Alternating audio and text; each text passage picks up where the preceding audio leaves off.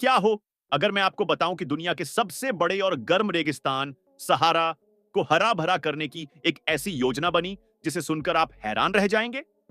जी हां, Sahara desert, जहां हर तरफ केवल रेत का समंदर फैला है, वहां इंसानों ने अपनी हिम्मत और इंजीनियरिंग के जादू से एक नया जीवन उगाने का सपना देखा। इजिप्ट का भूगोलिक संकट। इजिप्ट, यह देश जहां नाइल नदी का जलमय आशीर्वाद सदियों से जीवन देती आ रही है, वहां की आबादी लगातार बढ़ती जा रही थी। आजादी के बाद, खासकर 20वीं सदी के अंत में, इजिप्ट की पॉपुलेशन तेजी से बढ़ने लगी थी। चौंकाने वाली बात यह थी कि इजिप्ट की 95% से भी ज्यादा आबादी सिर्फ नाइल नदी के किनारे बसी पतली सी पट्टी पर ही जीवन यापन करती थी। यह स्थिति देश के लिए एक बड़ा खतरा बन चुकी थी। खेतों की जमीन सिकुड़ती जा रही थी। नए शहर बसाने के लिए जमीन की तलाश बेहद मुश्किल थी। एक बड़ा सपना, द न्यू वैली प्रोजेक्ट, 1990 के दशक में इजिप्ट सरकार ने एक महायोजना बनाई। नाम रखा गया द न्यू वैली प्रोजेक्ट, या जिसे टॉशका प्रोजेक्ट भी कहा जाता है। इसका मकसद साफ था, नाइल नदी के अतिरिक्त पानी को रेगिस्तान तक पहुंचाना और वहां लाखों एकड़ जमीन को खेती के लिए उपजाऊ बनाना। यह सपना था इजिप्ट की पॉलिटिकल, आर्थिक और सामाजिक मजबूरियों से ऊपर उठने का। वहां की सरकार ने सोचा, क्यों ना हम रेगिस्तान में नई जिंदगी पैदा करें। इंजीनियरिंग का चमत्कार, मुबारक पंपिंग स्टेशन। इस सपने को सच करने के लिए सबसे पहले एक विशाल पंपिंग स्टेशन बनाया गया, मुबारक पंपिंग स्टेशन। यह कोई मामूली स्टेशन नहीं था। इसमें 24 पावरफुल पंप्स लगे हुए थे जो लेक नासर से पानी को खींचकर शेख जायद कैनल में भेजते थे। हर दिन करोड़ों क्यूबिक मीटर पानी को 50 मीटर ऊंचाई तक पंप कर रेगिस्तान के दिल तक पहुंचाया जा रहा था। सोचिए, एक मैनमेड लेक, लेक नासर, जो विश्व की सबसे बड़ी कृत्रिम लेक में से एक है, वहां से पानी को रेगिस्तान में पंप कर एक नई नदी बनाना। यह इंजीनियरिंग का मास्टर स्ट्रोक था। शेख जायद कैनल जीवन रेखा। यह कैनल जैसे एक लाइफलाइन का काम कर रहा था। नाइल नदी से इकट्ठा किया गया पानी सैकड़ों किलोमीटर दूर रेगिस्तान की प्यास बुझाने के लिए पहुंच रहा था। इसे देखकर हर किसी को विश्वास होने लगा कि मानव की शक्ति और हिम्मत प्रकृति की सबसे कठिन चुनौतियों को भी पार कर सकती है। लेकिन फिर हुआ कुछ ऐसा जिसकी कल्पना तक नहीं की गई थी। आगे बढ़ने से पहले दोस्तों, यदि आप इस कहानी को रोचक और गहराई से जानना चाहते हैं तो अभी चैनल को सब्सक्राइब करना न भूलें। तो चलिए अब विस्तार से जानते हैं कैसे इजिप्ट का यह बड़ा सपना धीरे धीरे एक सरप्राइज में बदल गया। मुबारक पंपिंग स्टेशन की ताकत से लेक नासर का पानी शेख जायद कैनल के जरिए रेगिस्तान की तरफ बहने लगा। शुरुआती दिन बेहद उत्साह से भरे थे। प्रोजेक्ट की टीम ने सोचा, बस थोड़ी देर में हरा भरा सहारा देखने को मिलेगा। लेकिन प्रकृति की अपनी एक अलग सोच थी। साल 2000 के आसपास का मोड़, जब लेक नासर में पानी का लेवल बहुत ज्यादा बढ़ गया, तो एक्स्ट्रा पानी को डेजर्ट के नीचे गहरे हिस्सों, डिप्रेशंस में छोड़ दिया गया। सैटेलाइट इमेजेस ने दिखाया कुछ ऐसा जिसे देखकर पूरी दुनिया हैरान रह गई। जहां पहले बस पीली रेत फैली थी, वहां नीले रंग की विशाल झीलें बन गई। टॉशका लेकक्स नाम दिया गया इस नई चमत्कारी झीलों को। यह एक बिल्कुल सररियल मंजर था। टॉशका के बीचों बीच, जो कल तक बंजर जमीन थी, अब हजारों हेक्टेयर में फैली झीलें बन चुकी थीं।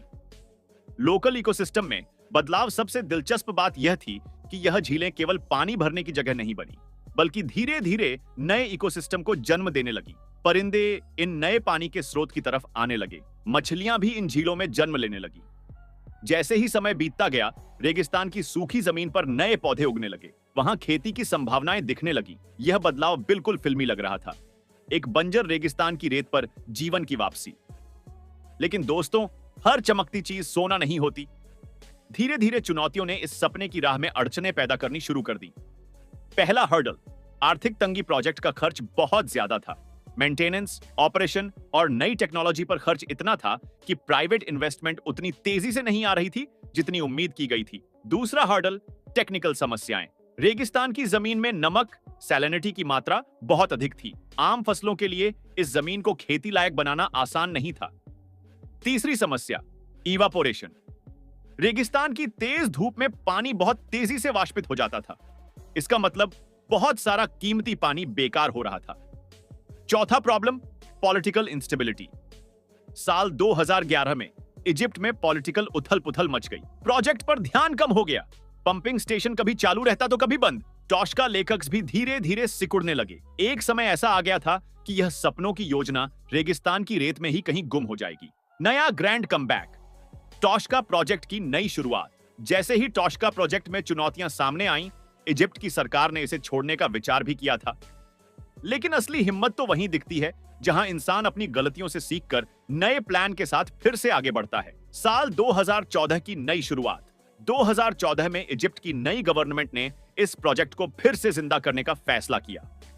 प्रेसिडेंट आब्देल फाताह अल सीसी ने इसे राष्ट्रीय प्राथमिकता नेशनल प्रायोरिटी घोषित किया। इस बार सरकार ने पुरानी गलतियों को ध्यान में रखते हुए एक नया मास्टर प्लान तैयार किया, नई टेक्नोलॉजी अपनाई, आधुनिक तरीकों से काम शुरू किया। सबसे पहले किया गया काम था आगे के चैनल्स को पूरा करना ताकि पानी का बहाव लगातार बना रहे। स्मार्ट वाटर मैनेजमेंट टेक्नोलॉजीज को अपनाया गया। पिवट इरिगेशन का कमाल, खास टेक्निक इस्तेमाल की गई, पिवट इरिगेशन। इस टेक्निक के जरिए पानी सीधे फसल की जड़ों तक पहुंचता है। ड्रोन शॉट्स में आप गोल गोल हरे खेत जरूर देख चुके होंगे। यह तकनीक पानी की बर्बादी को रोकती है और फसल उत्पादन को बेहतर बनाती है। उदाहरण के तौर पर गेहूं, डेट्स, खजूर और कई अन्य जरूरी फसलें यहां खेती जा रही हैं। उद्देश्य था देश की फूड सिक्योरिटी को मजबूत करना और रोजगार के नए अवसर पैदा करना। हकीकत में क्या बदला? आज टॉशका एरिया की तस्वीर देखने लायक है। मीलों तक फैला रेगिस्तान अब हरी भरी फसलों से भर गया है। जहां पहले केवल सूखी रेत थी, अब लाखों एकड़ में खेती हो रही है। किसानों की संख्या बढ़ी, रोजगार के नए मौके बने।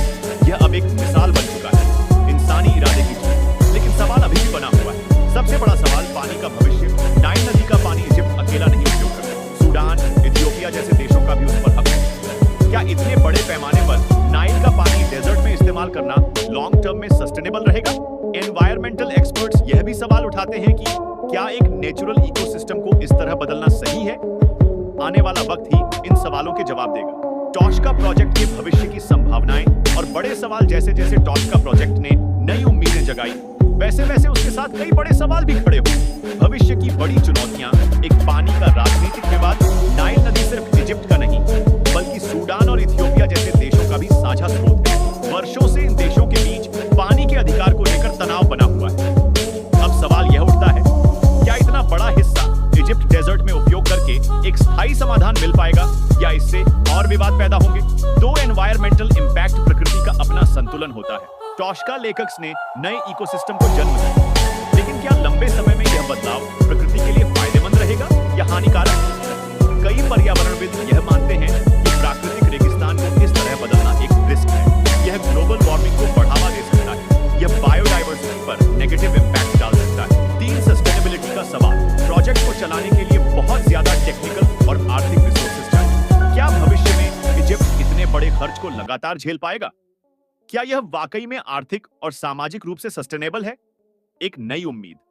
लेकिन इसके बावजूद टॉशका प्रोजेक्ट में अभी भी आशा की किरणें मौजूद हैं। नई टेक्नोलॉजीज के इस्तेमाल से पानी की बचत हो रही है। स्मार्ट इरिगेशन सिस्टम से पानी की बर्बादी पर नियंत्रण रखा जा रहा है। किसान अब नए तरीके से फसल उगा रहे हैं। रोजगार के मौके बढ़ रहे हैं। इजिप्ट सरकार ने भी फोकस किया है फूड सिक्योरिटी पर। यह सच है कि टॉशका प्रोजेक्ट ने बड़े सवाल खड़े किए हैं, लेकिन यह एक नए युग की शुरुआत भी हो सकती है। आपके विचार? क्या आपको लगता है कि ऐसे मेगा प्रोजेक्ट्स मानवता के भविष्य के लिए सही दिशा हैं? क्या हमें प्रकृति के साथ मिलकर काम करना चाहिए या उसे छेड़छाड़ से बचाना चाहिए? नीचे कमेंट में अपने विचार जरूर शेयर करें।